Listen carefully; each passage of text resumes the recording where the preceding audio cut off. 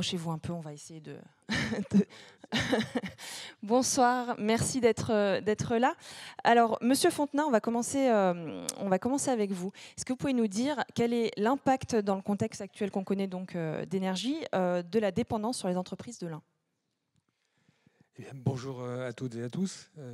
Alors ce sujet de l'énergie, c'est un sujet que la Chambre de commerce et d'industrie de l'Ain traite depuis déjà un temps important, puisque déjà depuis 2006, c'est un sujet que nous avons abordé dans ce département qui, je vais le rappeler, est le premier département de France, le premier département industriel de France, hein, pour la part de l'emploi industriel sur la part de l'emploi total. Donc c'est un sujet qui est important.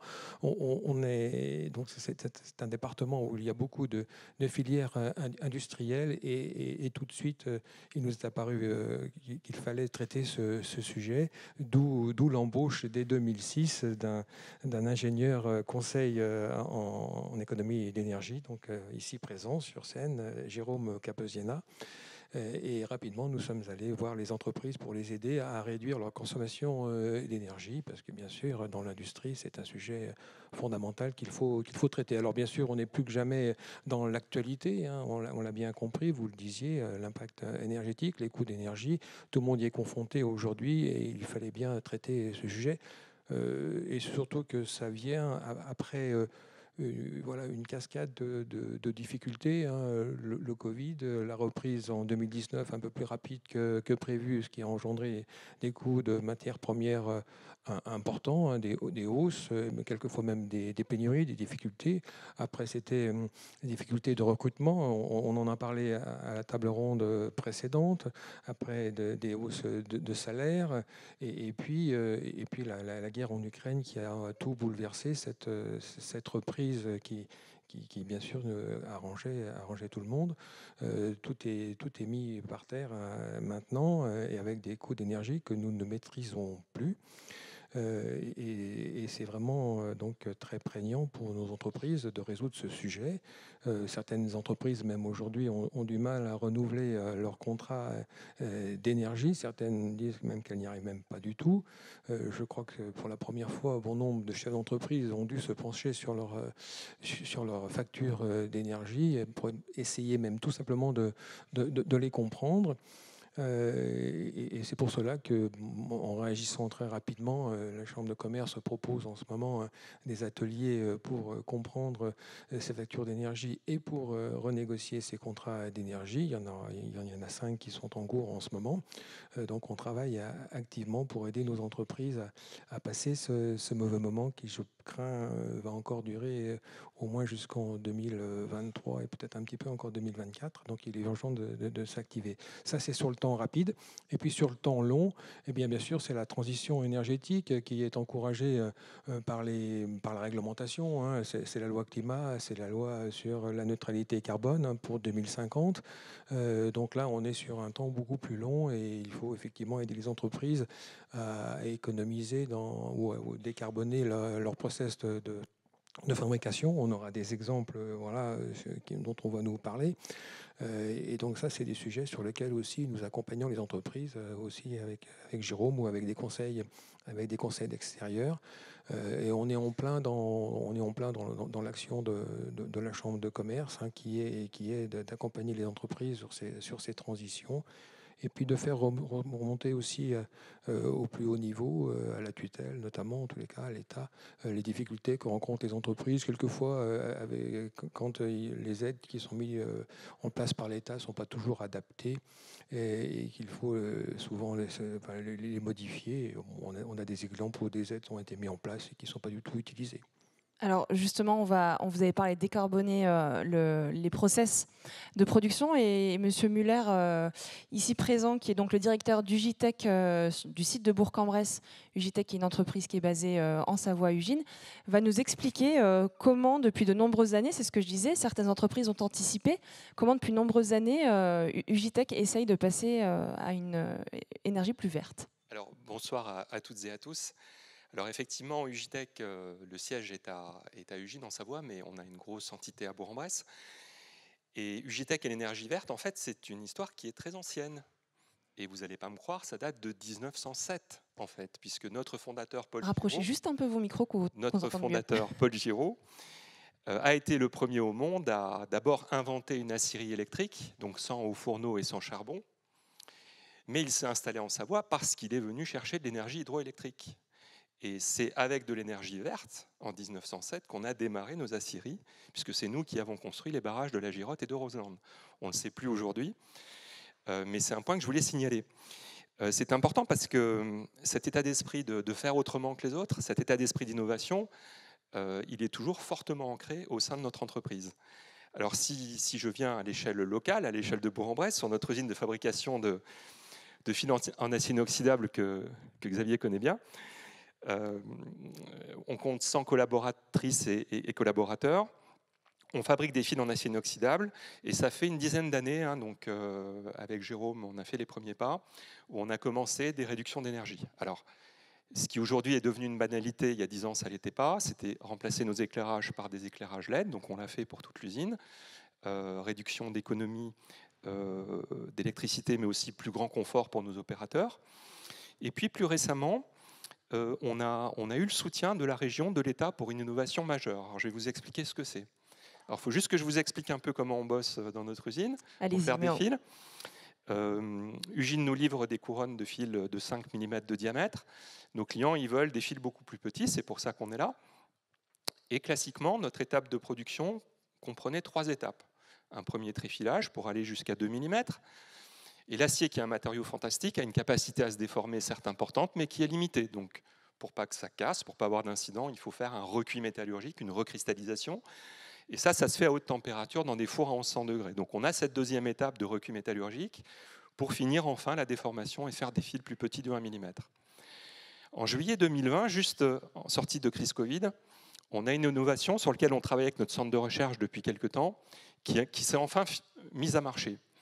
Juste à ce moment-là, Meka Bourg nous invite à une réunion avec Madame la préfète qui nous dit « Mais les gars, l'État veut financer des projets, allez-y, si vous avez des projets, on est prêt à vous aider ».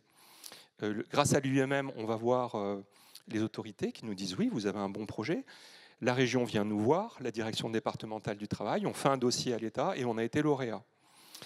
Et cette innovation qu'on fait avec 22 entreprises de l'Ain, je signale, et de la région Auvergne-Rhône-Alpes, mais 90% c'est l'Ain, ces innovations nous permettent de simplifier notre process et au lieu d'avoir 3 étapes, on n'en a plus qu'une. Donc moins d'énergie. Ouais, et grâce à la subvention de l'État, on a pu accélérer et on a pu arrêter l'un de nos 3 fours de recuit. Et donc, rien que ça, c'est 10% d'eau en moins sur le site, c'est 15% d'électricité en moins. Quand je dis 15%, c'est sur 10 millions de kilowattheures par an, c'est 1 500 000 kilowattheures par an. Donc ça, c'est les projets qu'on est en train de travailler dans notre entreprise. Alors, on a d'autres sujets pour la suite. Notre usine est chauffée avec une grosse chaudière gaz qui est assez ancienne, qui date de la construction de l'usine. Donc, on va remplacer l'an prochain le chauffage gaz pour les bureaux par une grosse pompe à chaleur. Et pour le reste de l'usine, je vais devoir attendre un peu qu'éventuellement il y ait des brûleurs hydrogène qui soient disponibles, à condition qu'on ait de l'hydrogène vert. Parce que comme vous le savez, le gaz qu'on utilise aujourd'hui majoritairement vient d'énergies fossiles non renouvelables. Alors, je vous ai dit qu'on avait des fours de recuit, on en a arrêté un, il nous en reste 2, on consomme de l'hydrogène, on est le plus gros consommateur d'hydrogène de l'Ain. Et donc là aussi, on a l'opportunité, à l'horizon de 2 ans, de basculer sur de l'hydrogène vert ou de l'hydrogène gris grâce aux projets qui sont à proximité de notre usine, donc à Étré notamment. Donc on verra si on bascule ou pas, mais ça peut être une réelle opportunité. Et puis évidemment, on a un terrain assez grand où seul 20% est construit. Donc la possibilité de mettre des panneaux solaires, pour l'instant on n'a pas sauté le pas, mais ça pourrait être aussi une dernière opportunité. Alors juste pour vous, auditrices et auditeurs, j'insiste juste sur un point. L'acier est un matériau incroyable qui se recycle à l'infini. L'industrie sidérurgique a été durement touchée par la crise à partir des années 70. On est quand même quelques survivants et on est fiers de l'être. On est tous partants, tous les aciéristes français, et je profite de la présence de messieurs et mesdames les politiques ici, au sein de la 3e, donc l'Alliance mines, matériaux et métallurgie, on est tous partants pour décarboner rapidement nos industries et contribuer de façon très significative à l'économie circulaire et au recyclage. On est tous partants, on a besoin juste d'un peu d'aide et surtout d'une énergie électrique stable et bon marché. Je pense que le message est passé. Merci Monsieur Muller. Monsieur Caposiena, donc pour arriver à de tels résultats, alors là on a parlé de décarboner les process, on va parler tout à l'heure d'autres solutions. Comment la CCI propose d'accompagner les entreprises? Bonjour à tous. Alors, c'est vrai que la CCI de l'Ain, comme l'a rappelé notre président, donc on intervient dans les entreprises de façon individuelle et également de façon collective. Et quand une entreprise nous sollicite au niveau de l'efficacité énergétique, la première chose, c'est de se rendre sur place et puis de faire avec elle donc, ce qu'on appelle, nous, le pré-diagnostic énergie. Donc, c'est ce que je réalise déjà depuis une quinzaine d'années. Donc, c'est un peu plus de 350 déjà pré-diagnostics réalisés sur le département de l'Ain, sur tout type d'entreprise, tout secteur d'activité confondu.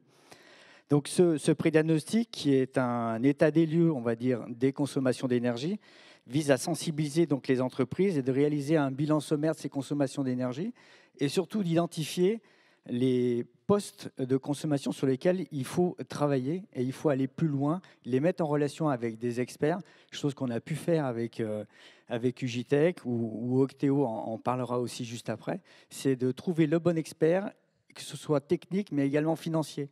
Non, donc avec Ugitech, moi j'ai fait venir l'ADEME, l'Agence de l'environnement et de la maîtrise de l'énergie. Donc je les ai fait venir, on a visité le site.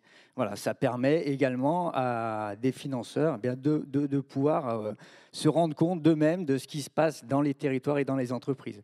Ça, c'est le volet, on va dire, individuel.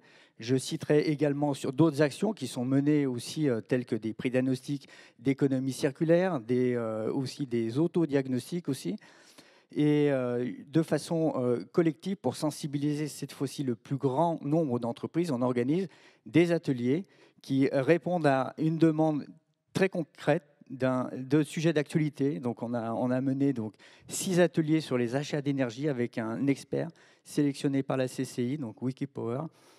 Donc on a encore eu un atelier ce matin sur Oyonnax.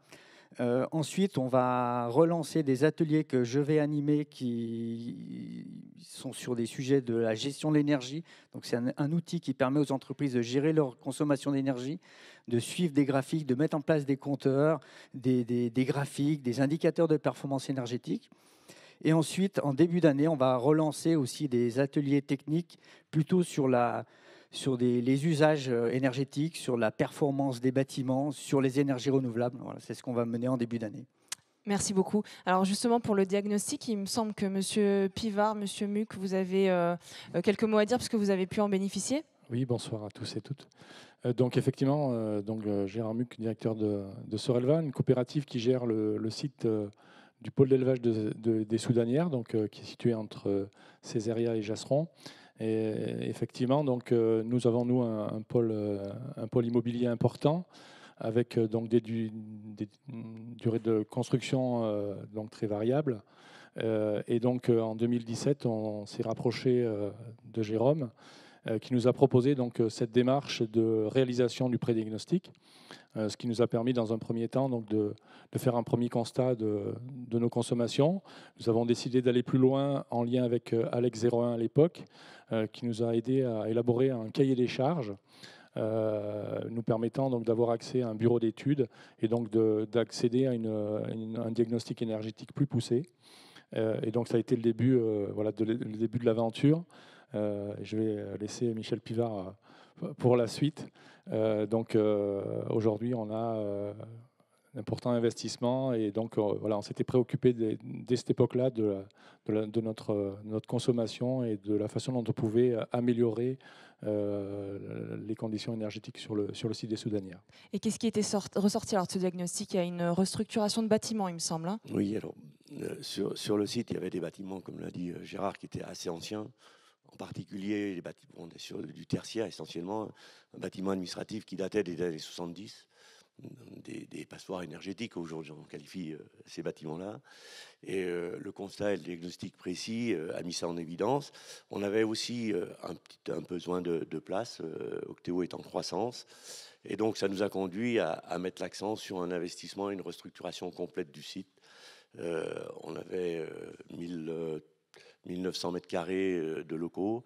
On a recréé 1300 mètres carrés et l'ensemble aujourd'hui, c'est 6,5 millions d'euros d'investissement pour être à la fois dans un bâtiment qui répond aujourd'hui à tout ce qu'attendent nos collaborateurs dans le tertiaire, c'est-à-dire des locaux attractifs, parce qu'il faut être attractif, on parlait tout à l'heure d'emploi, mais dans l'informatique, dans le numérique, Octeo, c'est une structure qui est en croissance dans le numérique et on a des difficultés à recruter. Les collaborateurs, ils ne veulent pas être dans un bureau où il y a un courant d'air par les fenêtres ou des grosses chaleurs en été. Donc, on a mis en place dans ce bâtiment des pompes à chaleur. Approchez juste un peu le micro qu'on vous entend mieux. Des pompes à chaleur qui permettent, avec du double flux, de gagner de la performance énergétique aussi bien dans le froid que dans le chaud.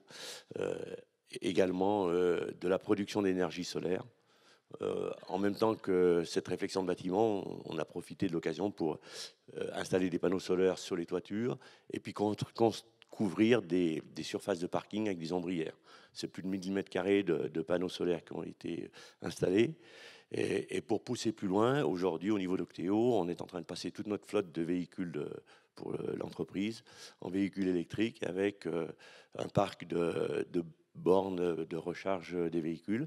Et on est autoconsommateur de l'énergie qu'on va produire sur le site pour recharger les véhicules de nos collaborateurs. Donc on est dans une démarche qui nous permet de, on va dire, pas de contrôler, mais de maîtriser un petit peu plus les conséquences de la crise énergétique qu'on vit aujourd'hui, en tout cas au niveau financier.